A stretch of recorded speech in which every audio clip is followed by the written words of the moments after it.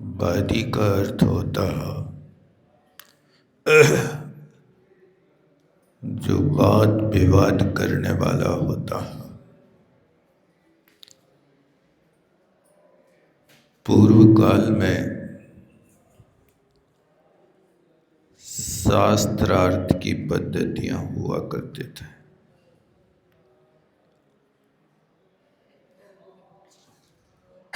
हर मत वाला व्यक्ति अपना सिद्धांत प्रस्तुत करता था।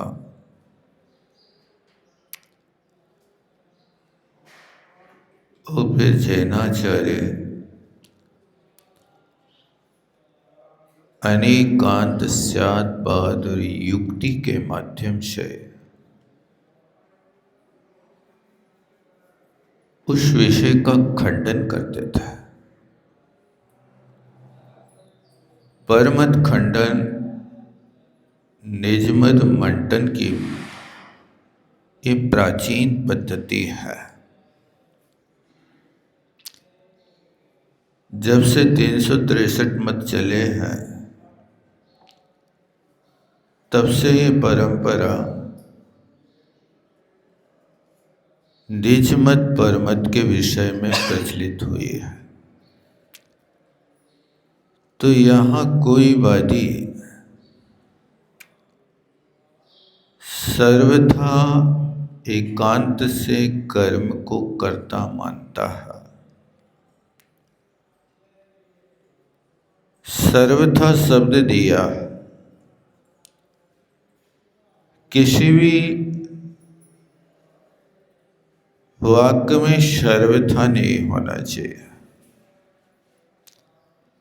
साधवाद पद्धति हमेशा कथनचित और अपि शब्द को लेकर के चलती है। जहाँ सर्वथा होता है वहाँ हठाग्रह, जिद और ना समझी की बात आ जाती है। प्रत्येक कथन के दो पहलू हैं। उन दोनों पहलुओं को जब तक आप अच्छी तरह से नहीं समझेंगे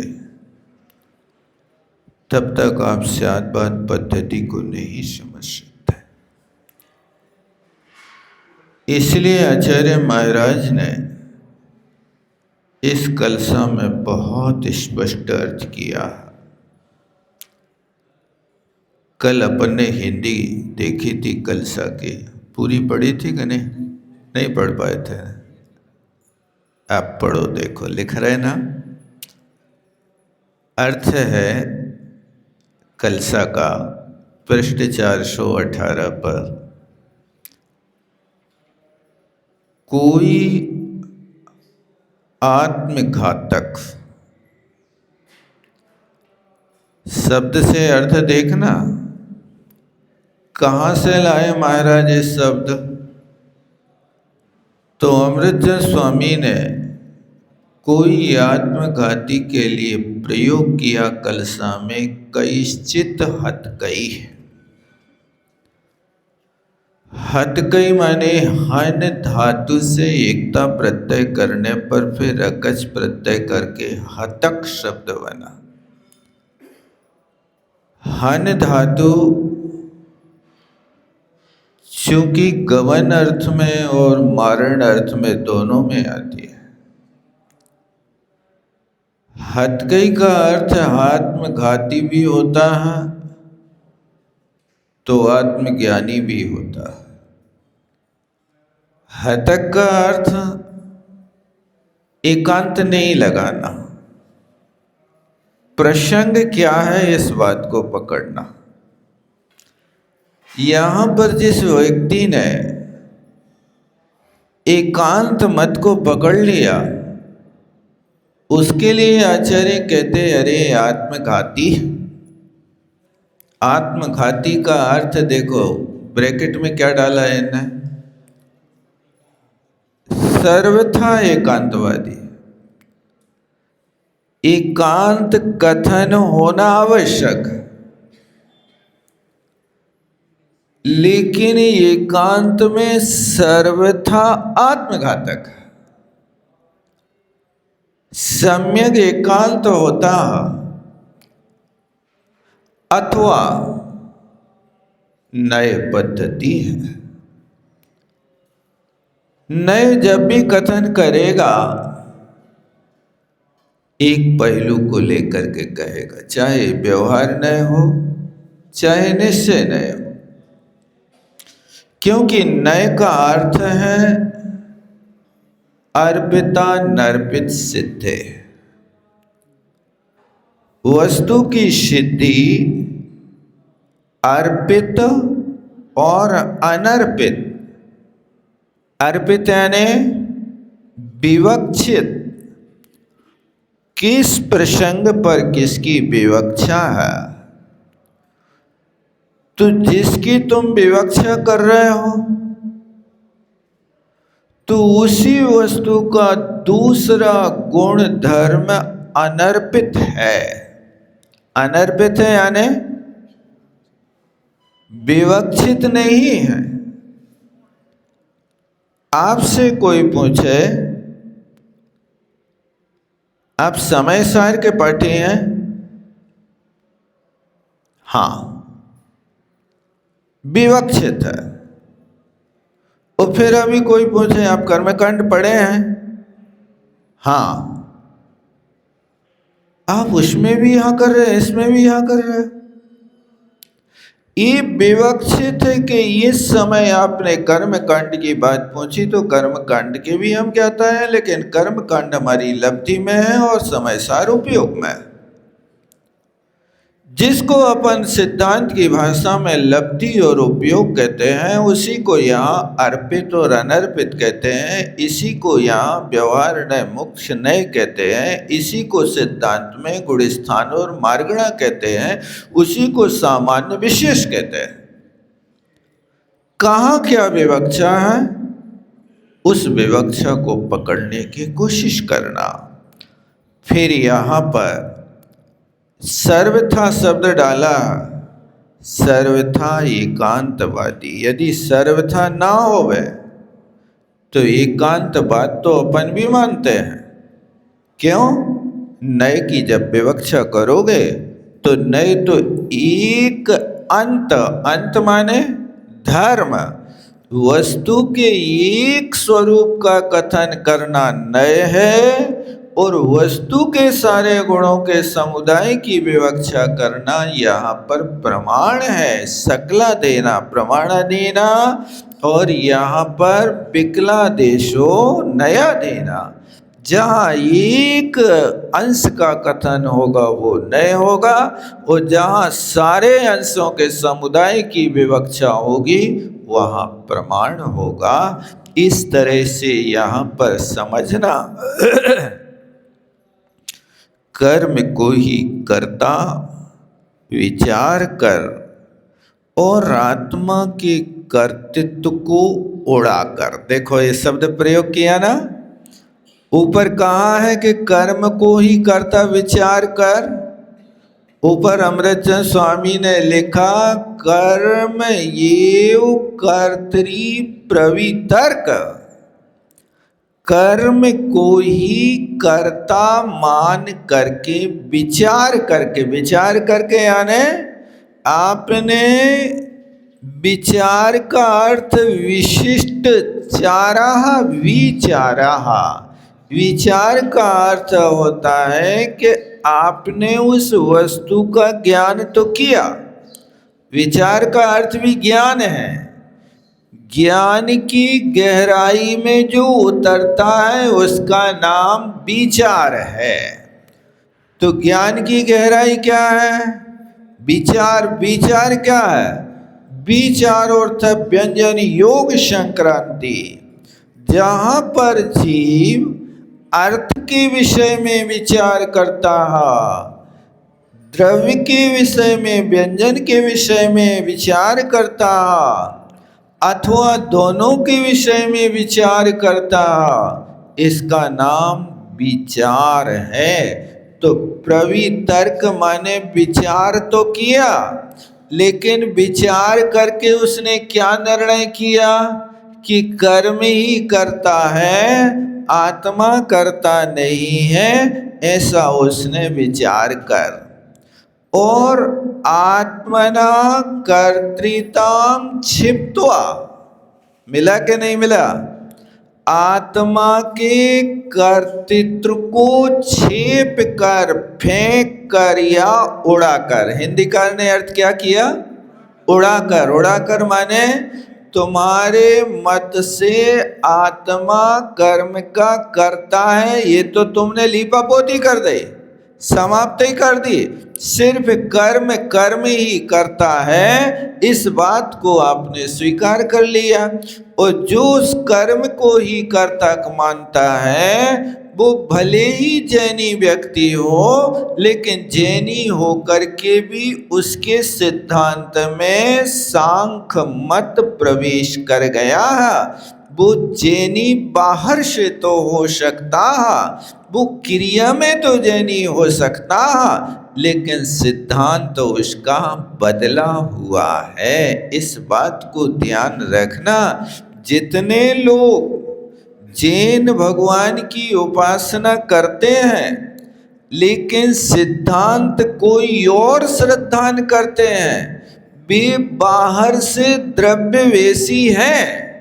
बाहर से द्रव्य वेश बना करके कहते हैं कि मैं जिनेंद्र भगवान का उपासक हूँ, लेकिन कर्म को ही कर्ता मानते हैं और आत्मा कुछ नहीं करती। आत्मा तो शुद्ध बुद्ध नित्य निरंजन निरंजन निर्विकार निर्लेप पुष्कर पलाशवत आत्मा मेरी ऐसी है। भैया, इस चीज को यदि आप बोल रहे हो तो आपने आत्मा के स्वरूप को समझा नहीं। क्योंकि आत्मा जब निरंजन निर्विकार होती है, तो एक समय में 7 राजू दौड़ लगाती है, वो फिर यहाँ रुकती ही नहीं। और वहाँ उसको पुलिस तो उस समय भी पकड़े रहती है। कौन सी पुलिस? तेजस कर्मण शरीर का संबंध तो कभी छूटता ही नहीं, अनादि संबंध, अप्रतिघाते सर्वस्व। कितने सूत्र लिखे उमा स्वामी महाराज ने तुम्हें समझाने के लिए कि तुम आत्मा को निरंजन निर्विकार कह रहे हो, तो कौन से समय में निर्विकार हुई? यहाँ तो सूत्र में लिख रहे अनादि संबंध। ये अनादि संबंध किसका है? तेजस कर्मण शरीर का है। किसके साथ है? आत्मा के साथ है कि तेजस तेजस में है, कर्मण कर्मण में, और आत्मा उसके ऊपर घी में दूध की तरह तैर रही है। ऐसी है, ऐसी मान ले। यानी तेजस कर्मण शरीर भी ऐसे ही तैर रहे हैं। ये अनादि संबंध, कौन सा संबंध लगाना? देखो, अनादि लिखा लेकिन संबंध लिखा, तो संबंध कौन सा है? संश्लेष संबंध है।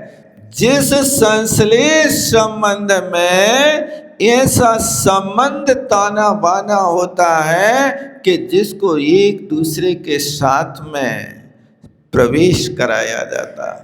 आपने देखा, एक खटिया बुनी जाती है और एक पलंग बुना जाता है। खटिया और पलंग एक ही है क्या? क्या अंतर है भाई साहब? खटिया में भी 8 काठ, पलंग में भी 8 खाट, 8 ही खाट है ना, है क्या? नहीं है। लेकिन उस खटिया को आप पलंग क्यों नहीं कहते?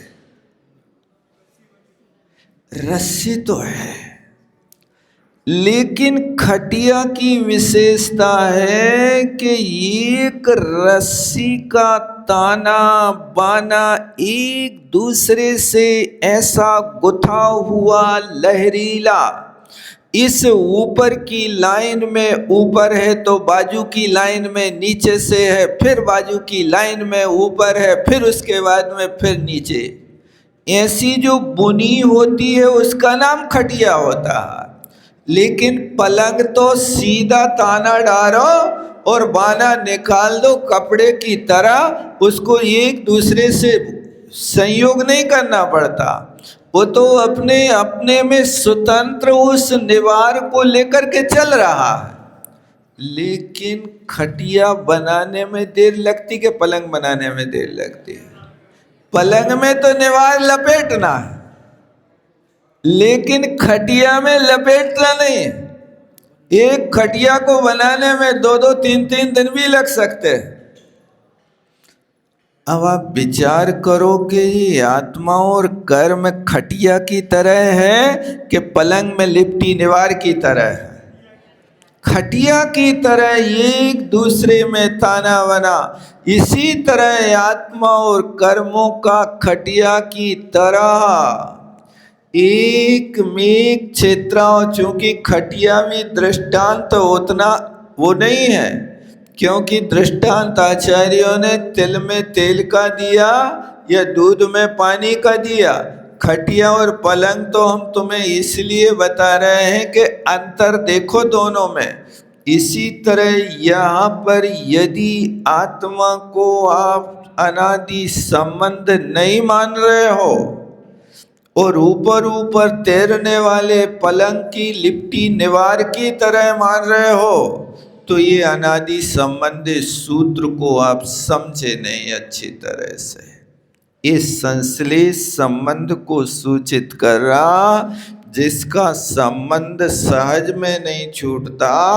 भाई साहब, चौथे गुण स्थान, पांचवें गुण स्थान में कौन सा शरीर छूटता है हमें बता तो दो। एका शरीर छूटता कि नहीं छूटता?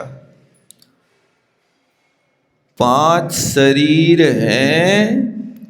इन 5 शरीरों की सत्ता कौन से गुण स्थान तक जाती है बता पाएगा कोई? कहाँ तक जाती है पता? 14वें में जाती है कि चौथे में खत्म हो जाता? 85 प्रकृतियों की सत्ता है, 5 शरीर की सत्ता है। कहाँ तक? 14वें गुण स्थान तक। और ध्यान रखना, यहाँ 13वें गुण स्थान तक इन सब का उदय भी है, औदारिक शरीर का भी उदय है, तेजस और कार्बन का उदय है, अकेले शरीर का उदय नहीं। 13वें गुण स्थान में तो कार्बन का योग भी होता कि नहीं होता?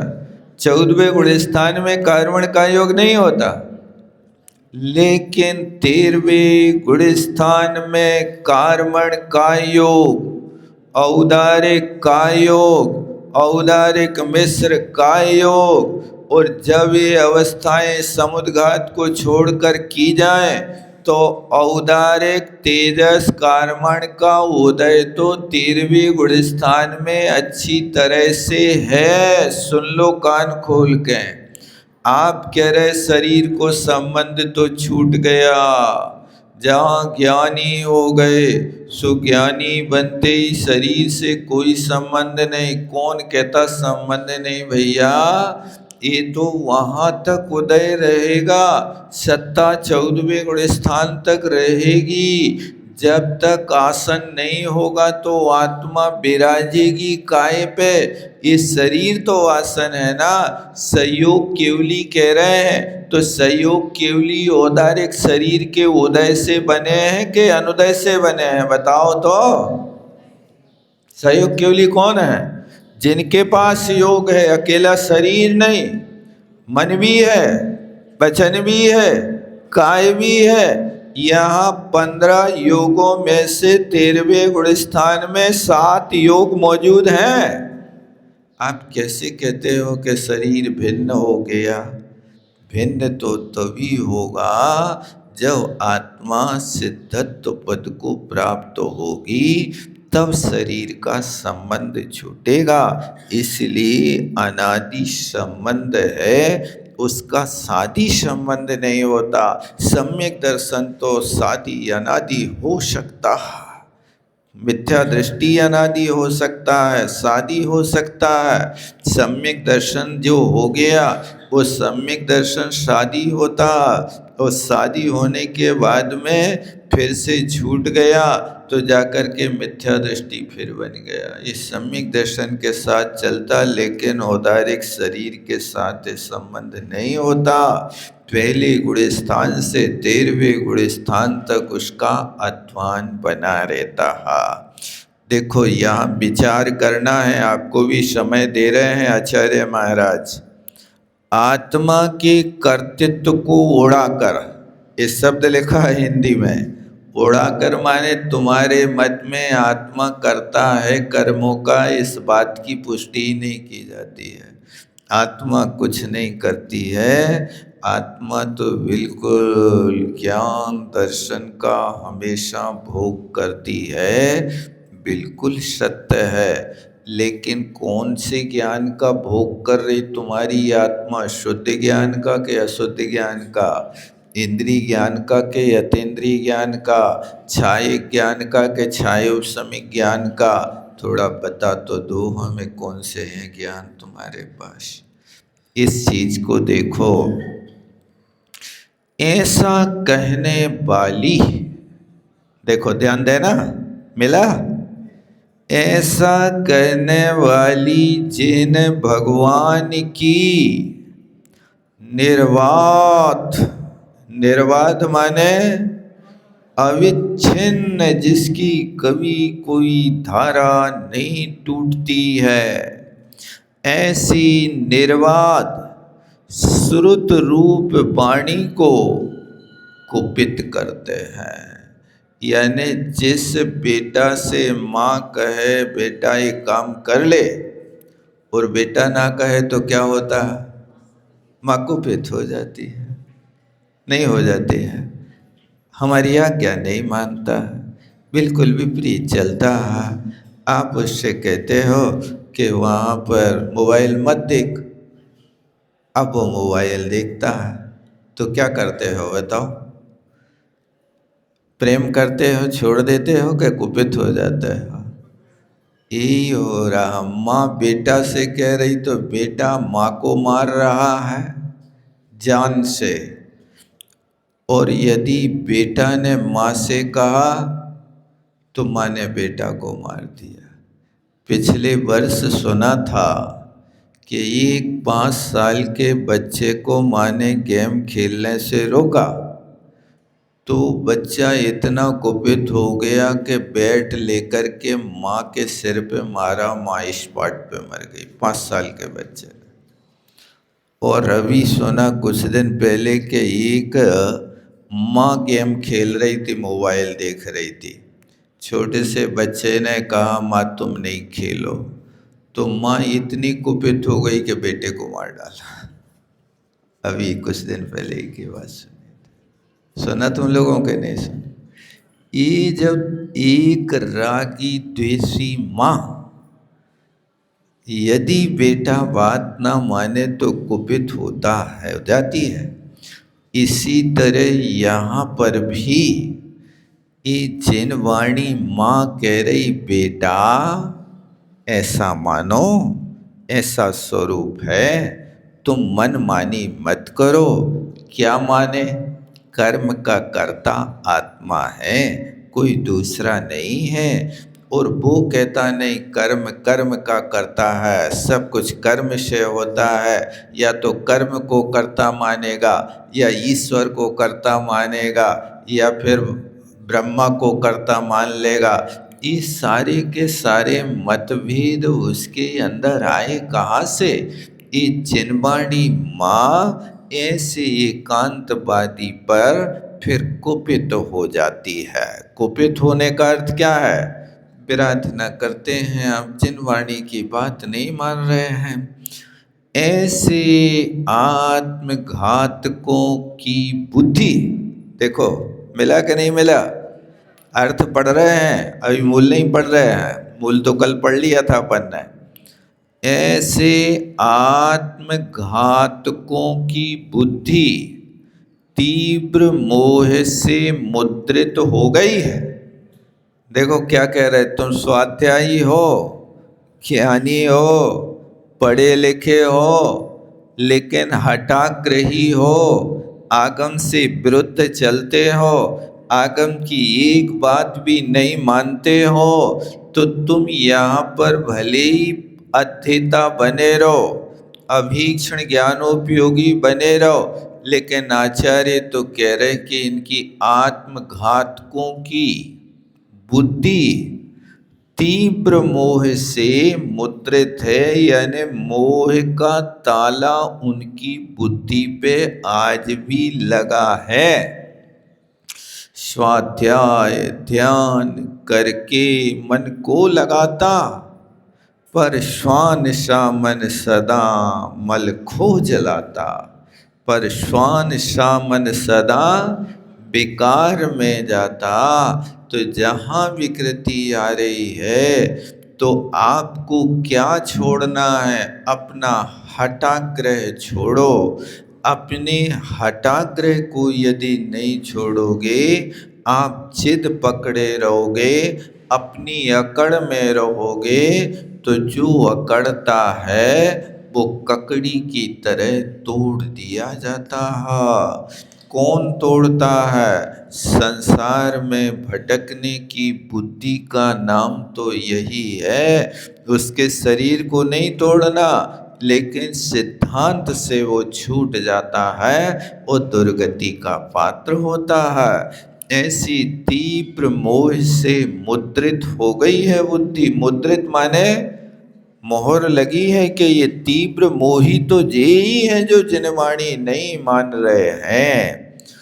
उनके ज्ञान की संशुद्धि के लिए देखो क्या शब्द लिख रहा है, मूल में भी लिखा है ये, तेसाम बोधस्य संशुद्धये, उनकी ज्ञान की शुद्धि के लिए स्यादवाद से निर्वाधित, नीचे के चरण में लिखा ना, स्यादवाद बंध लब्ध विजयाहा वस्तु स्थिति स्तुयते। स्यादवाद से निर्वाधित वस्तु स्थिति कही जाती है। यानी यहाँ जो कथन किया जा रहा है वो स्यादवाद से युक्त यानी कांतमयी वाणी के साथ में कथन किया जा रहा। उस कथन को अच्छी तरह से समझने की कोशिश कर लो और स्यादवाद की पद्धति को समझ लो, अन्यथा तो छोटी छोटी सी बातों में झगड़ा हो जाता है। आप यदि सीधे से सामने वाले को जवाब नहीं देते तो बीच में फिर रोड़ा अटक जाता है। कल परसों एक महानुभाव बोल रहे थे कि हम तैयार होके निकले, अच्छे कपड़ा पहन ले, पाउडर इश्नू लगा लिया, चश्मा लगा लिया, और हम चश्मा और अच्छे कपड़े पहन के निकले। सो अंदर से श्रीमती ने पूछी, काहे आज कहाँ जा रहे? सो उत्तर दे दिया कि मरवे जा रहे। अब मरवे जा रहे, सो उनने अंदर से कही, जब मरवे जा रहे तो अच्छे कपड़े पहन को काय खो जा रहे? देखो उलझने की पद्धति है। उलझ रहे कि सुलझ रहे? आप ये तो नहीं कह रहे कि हम भैया वृत्ति तप करवे जा रहे हैं, विशुद्धि बढ़ा के जा रहे हैं, लेकिन आपने थोड़ी सी अपनी टोन बदली। आप जा तो रहे हो सज धज के, चश्मा आज लग गो, क्रीम आज लग गई, नए कपड़े पहन ले, तो रोज तो ऐसे कपड़े पहन के नहीं जाते। आज जा रहे हो मतलब कोई दाल में काला है, बता के जाओ। हम कहाँ ढूंढे तुम्हें, ये तो अभिप्राय रहता ही है कि तन कारागृह बनिता बेड़ी, परिजन जन रखवाले। वो बेड़ी है तो बेड़ी डली है तुम्हारे पैर में, तो तुम्हें झटका तो लगते ही रहने लगे। कहीं भी जाओगे झटका तो लगेंगे। तो अब तुम ईमानदारी से बताओ ना, मरवे की बात काहे हो कर रहे, मरवे जा रहे? अरे धर्म करवे जा रहा है, ये बात कह के जाओ, तब तो बात फिर भी ठीक है कि सामने वाला भी मन बना ले कि चलो तुम्हारे साथ हम भी चल रहे, थोड़ा सा रुको ना 5 मिनट, ऐसा कह सकते थे। तो हो सकता उनकी भी भावना बन जाए भैया वृत्ति करने की।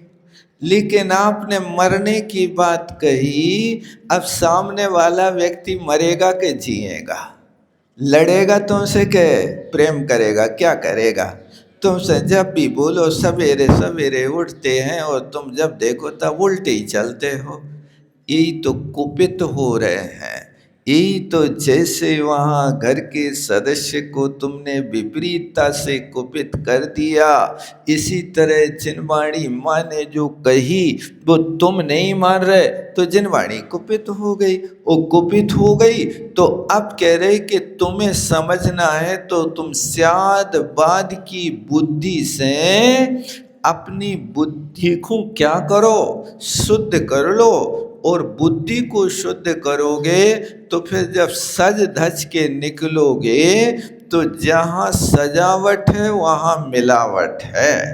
आपके शरीर में मिलावट दिख रही है तो वचनों में भी मिलावट है। आप चाहते हो कि हम कहीं जाएं सो तुम टोका लगाते हो।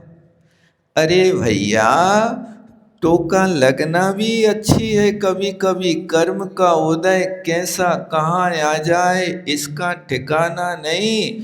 लगती है जब तकदीर को ठोकर गंभीर, राजा फिरता रंक वन रानी भरती नीर। अरे जब तकदीर को गंभीर ठोकर लगती है तो राजा रंक बन गया और रानी दूसरों के घर में पानी भर रही है। ये क्या कर्म की स्थिति है? इसलिए किसी को कुपित मत करो, चाहे जिनवाणी माँ हो, चाहे घर में रहने वाली जगदम्बा माँ हो। वो तो अम्बा है, वो भी तो आपका ध्यान रखना चाहती है। इसलिए स्यादवाद पद्धति को अकेले मंदिर में नहीं, घर में भी अपनाओ। स्यादवाद पद्धति को घर में भी अपनाओ। स्यादवाद पद्धति को आप अपनी दुकान में भी अपनाओ। व्यापार करते हो तो वहाँ पर स्यादवाद पद्धति से कहो ये पैकेट 20 रुपये में आ सकता है, मिल सकता है। मिल सकता है माने आपको खरीदना है तो खरीद लो, नहीं खरीदना तो नहीं खरीदो। अब मिल सकता है तो ये कांत नहीं है, इसमें तुम कम में भी दे सकते हो और ज़्यादा में भी दे सकते हो। लेकिन तुमने कहा कि अरे हमारी तो ये 19 की खरीदी है और 20 में तुम्हारे लाने दे रहे हैं हम।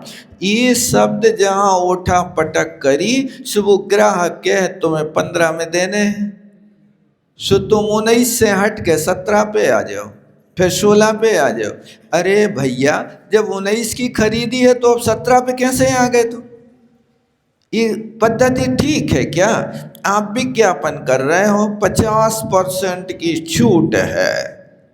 50% की छूट यदि आप दे रहे हो तो आप कितनों कमा रहे हैं? ईमानदारी से बता दो। आप उसमें आप घाटों कर रहे हो, एहसान कर रहे हो ग्राहक के ऊपर कि बाल बच्चे पाल रहे हो, क्या कर रहे हैं आप बताओ? ये सब स्यादवाद पद्धति अपनाओगे तो बहुत प्रसिद्धि पाओगे। और स्यादवाद पद्धति को छोड़ करके यदि तुम गए तो झूठ जैसे पापों में लिप्त हो जाओगे। इसलिए यहाँ लिखा, देखो कितनी अच्छी बात लिखी अंतिम वाक्य में, ज्ञान की संशुद्धि के लिए स्यादवाद से निर्बाधित, यानी जो कभी बाधित नहीं होने वाली ऐसी जिनवाणी माँ का कथन किया जा रहा है। अब उस बात को यहाँ कहते हैं, अगली गाथाएं अपन चलते हैं। अब यहाँ अगली गाथाएं 13 गाथाओं का एक समुदाय आ रहा अपने बीच में। बात ध्यान रखना, किस विषय को लेकर के अब कथन किया जा रहा है। सबसे पहले तो आप कर्ता पकड़ना कि यहाँ जो प्रसंग है, इस सांख्य मत का निराकरण करने के लिए कथन किया जा रहा। जो सांख्य मत ने मान रखा है, उसकी मान्यता के लिए तुमसे कह रहे कि भैया तुम ऐसा नहीं मानना, तुम तो वस्तु स्थिति को समझना। अब सांख्य ने क्या माना, अभी तक के सिद्धांत से क्या समझे कि वो कर्म को कर्ता मान रहा है। तो मान रहे कि नहीं मान रहे कर्म को कर्ता? क्या है, हम तो आत्मा को कर्ता मानते हैं। आत्मा कहाँ मिलेगी? काय वांग मना कर्म होगा। मन वचन काय में आत्मा मिलेगी। वो मन वचन काय से क्या होगा? कर्म का आश्रय आश्रय, वही आश्रय है। वो जो आश्रय है, सो आश्रय का जहाँ पर आना होता वही बंध होता। कोई नई वस्तु तो नहीं है। बंध क्या है? जो अतिथि आपके घर में आए हैं, तो अतिथियों के आने का नाम आश्रय है। और उन अतिथियों को तुमने यहाँ आकर के सोफा सेट पे बैठा दिया, चाय पानी नाश्ता करा दिया, अब उनसे रिश्ता अच्छा गाढ़ा बन गया। ये क्या हो गया? ये तो बंद की प्रक्रिया और क्या है। बे अतिथि आए और तुम्हारे घर में तालो लगो होवे, तो वे तालो तोड़ के घुसे के नहीं घुसे? अरे इतने गाढ़े रिश्तेदार हैं, इतने गाढ़े रिश्तेदारों को अधिकार नहीं दिया तुमने कि ताला तोड़ के घुस जाना। क्या करोगे? रिपोर्ट कर दोगे? यानी आपके घर के ताला तोड़ने की शक्ति कोई में नहीं है, ना जमाई में है, ना बड़े बाप में है, ना चाचा में है। कोई तोड़ के देखे, अधिकार तो चोरों के लाना है ना। उनके लिए तो ताला तोड़ दो, छत तोड़ दो, ठाट तोड़ दो, दीवार तोड़ दो, जो तोड़ने सो तोड़ के रख दो, कोई खास बात नहीं है। वे सब कुछ कर सकते हैं, लेकिन तुम नहीं कर सकते हो। तो यहाँ पर जब सुने घर के पाहुने हैं ना, आएंगे चले जाएंगे। इसका नाम इरियापथाश्रय है। और जब आने वाले लोगों के लिए आप द्वार पे लिखे रहते हो स्वागत, लिखे रहते ना। और अब आजकल को वो स्वागत द्वार पे ऊपर लिखो जातो थो, वो स्वागत अब लतरौंदा में लिखो जा रहा है, पैरदान में लिखो, वेलकम लिखा जा रहा है ना। लिख रहे हैं आप लोग? यानी वेलकम जिनको स्वागत कर रहा हूं उन्हीं को पैरों के नीचे डाल रहे। क्या है? कौन सा तुम्हारा ज्ञान काम कर रहा है कि नहीं? हर घर में तो ये पैरदान दड़े ना, लिखे कि नहीं लिखे वेलकम। पहले के लोग एक बोरी डाल देते थे, कुछ नहीं लिखा होता था और अपना काम। आज स्टैंडर्ड बढ़ गया। अब वो है स्वागत लिखा, लेकिन स्वागत लिखें तो ऐसे ही लिखें, हम जमीन में लिखें। ये सब चीज़ें स्यादवाद पद्धति से सोचने की हैं थोड़ी सी, कि आज तुम कितने भौतिकता की चकाचौंध में कौन कौन से काम करने लगे। इस स्यादवाद पद्धति को अच्छी तरह से समझने की कोशिश करो। तो यहाँ पर देखो लिख रहे हैं कि क्या वस्तु है इसमें? ज्ञान अज्ञान सुख दुख आदि कर्मों का एकांत से कर्म ही करता है, आत्मा नहीं है। ऐसा जो सांख्य मत वाला मानता है, उसके विषय में यहाँ पर नए की पद्धति से समझाने की कोशिश कर रहे हैं। समझ में आया कि नहीं आया? क्या? यानी ज्ञान और अज्ञान है, दो चीजें हैं। जहाँ ज्ञान है वहाँ अज्ञान है कि नहीं? तो ज्ञान और अज्ञान दोनों एक साथ रह सकते कि नहीं रह सकते? हाउ तो कहो, या मन ही करो, कुछ तो कहो। ज्ञान और अज्ञान दोनों एक साथ रह सकते कि नहीं? नहीं है पता? कहाँ कहें, हमें तो समझे में। प्रज्ञा और अज्ञान दो परिचय एक साथ होते कि नहीं होते? नहीं होते। पढ़ो ही नहीं है हमने। देखो, किसी अपेक्षा से तो ज्ञान है और किसी अपेक्षा से ज्ञान नहीं है। आप बहुत अच्छे ज्ञाता हैं किसी भी भाषा के, लेकिन आप अपनी हिंदी भाषा के तो ज्ञाता हैं। आप यदि यहाँ से तमिलनाडु चले गए तो वहाँ की भाषा तुम्हारे लिए कुछ भी काका गागा भी बोले तो समझ में आएगी कि नहीं आएगी? आएगी नहीं, क्योंकि वे पकवान को भगवान बोलत। पकवान को, क्योंकि उनके नहीं, भगवान और पकवान बोलते हैं। 5 वर्गों के पहले पहले अक्षर वाले वर्ग उनके यहाँ है। कुचुटुतुपु उदिता, तो कवर्ग, चवर्ग, टवर्ग, तवर्ग, पवर्ग, ये 5 वर्ग हैं। तो वर्ग बना कैसे है? यानी 5 अक्षरों का समुदाय एक वर्ग बना। कवर्ग कहा तो क्या आएगा? का, खा, गा, घा, घा। ये 5 अक्षरों का समुदाय मिलाओ तो एक वर्ग बन गया। ठीक है ना? और यदि तुमने उन कवर्ग के स्थान में ककार बोला तो ककार बोलने पर सिर्फ का ही होगा, 5 वर्ण नहीं होंगे। तो वहाँ कहते हैं तमिलनाडु में कि सबसे कम अल्फाबेट, इंग्लिश में तो 26 हैं और संस्कृत पद्धति में 64 हैं, और संस्कृत के अलावा प्राकृत में करीब 47 है। लेकिन तेलुगु भाषा के अल्फाबेट सिर्फ 12 हैं। अब भी उनको यदि भगवान बोलना होवे तो वे भा को पा के साथ प्रयोग करेंगे, तो भगवान के स्थान पे पकवान का प्रयोग किया जाता है। ऐसा किसी ने बताया था, एक बार गया था वहाँ तमिलनाडु की यात्रा में।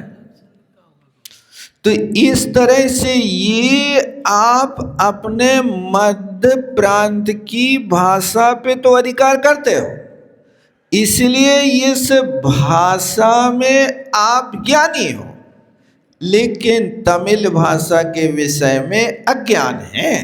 तो ये ज्ञान और अज्ञान दोनों एक साथ हैं। तो ये अज्ञानी कहो कि प्रकृति है और ज्ञानी आत्मा है।